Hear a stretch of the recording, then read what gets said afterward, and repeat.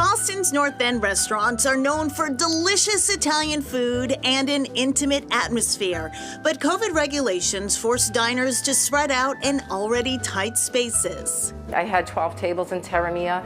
Now I'm down to 8, and it's really not 8 full tables. Outdoor dining has helped restaurants like Terra Mia expand seating capacity.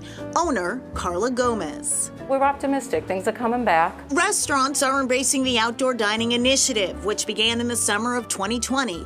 Gomez, a North End native who opened Terra Mia in 1993, says while the menu has evolved from regional Italian food to include vegan-friendly gnocchi, she never thought the Salem Street vibe would change.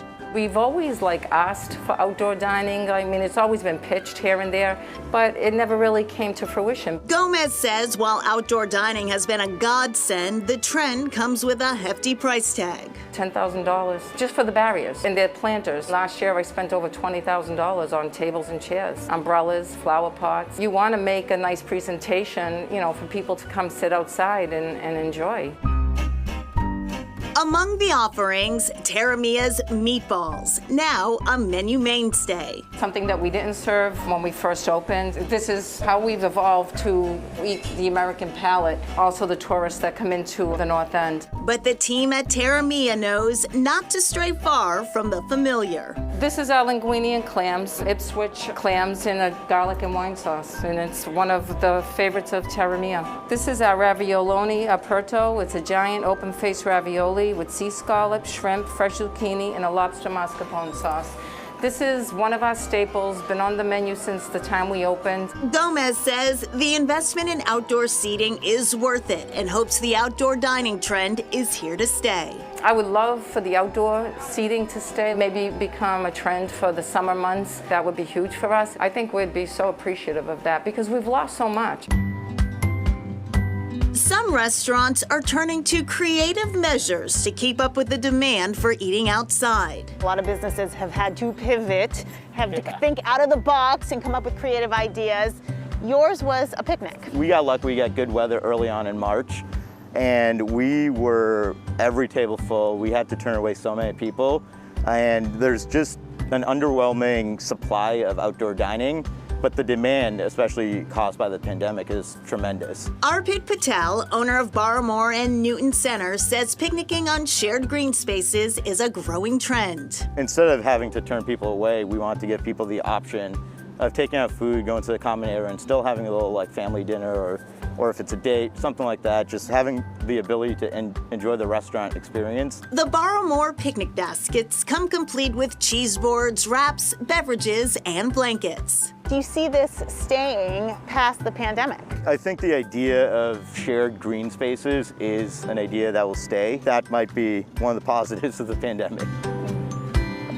Oh, it's delicious. Yeah.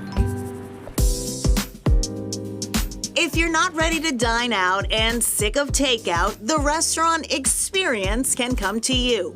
Chef Patricia Sabali, owner of Epic Gourmet Boston, pivoted to personal chef service after catered events came to a halt last year. I decided that, okay, maybe personal in-home dining for people would be better because it's a smaller group. Sabali will prepare and serve the multi-course meal in your home, like this feast of Caesar salad with grilled shrimp, baked salmon with sides, and bread pudding for dessert. I like to see the smiles or the pleasure on people's face when they taste my food. Sabali found inspiration for cooking during a hospital stay in 2010. I was there for a while. So the Food Network and TV became my friend because I was just laying there. I kept encouraging myself, once I made it out of here, I'm gonna try to make this, I'm gonna try to make that. Soon after, she signed up for cooking classes through the Salvation Army's Kroc Community Center in Boston. I took that to help sharpen my skills, and my first job was with TD Garden.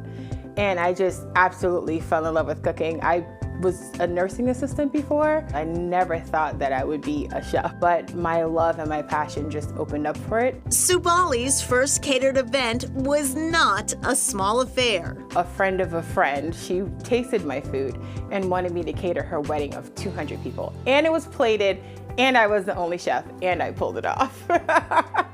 Yeah, so I was like, this is amazing. I'm definitely called to do this. This is my passion. Sabali is excited about catering upcoming weddings and events, but preparing small meals in clients' homes is now a permanent part of her business model. People can always get Uber Eats, right? But it's the personal touch, and also you know that the food that you're getting is nice and fresh. It's healthy, it's good, and so I feel like they much prefer that piece and the more intimate piece versus picking up your food off of the step. Looks fantastic. Sure does. And Patricia says she needs just 72 hours to put together an in-home dining experience.